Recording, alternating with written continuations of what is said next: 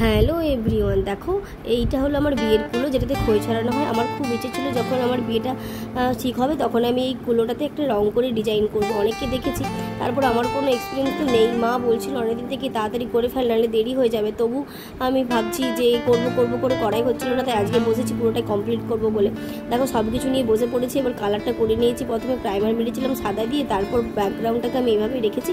আর যা মাথায় আসছিলো সেরকম টুকটাক ডিজাইন করেছি। কুলোটা ছোটো তো, তাই সেভাবে কিছু করিনি, সিম্পলের ওপর রাখার চেষ্টা করেছি। যদি দাও হৃদয়ং তবু লিখেছি, আর একটা পান পাতা করেছিলাম, আর গাছ কাউটো করেছি, আর শাঁকা পলা, ব্যাস এটা দিয়েই করেছি। আর কোনো আইডিয়া নেই যে কেমন হবে, কতটা রং ধরবে আর কতটা ধরবে না।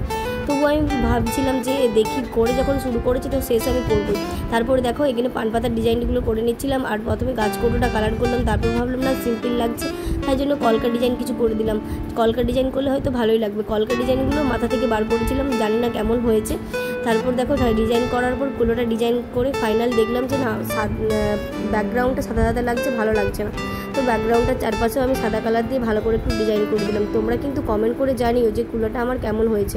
আমার সত্যি কথা বলতে ভালোই লেগেছে, প্রথমবার করেছি আর জিনিসটা দেখতে দারুণ লেগেছে। তোমরা কিন্তু জানিও কমেন্ট করে কেমন হয়েছে।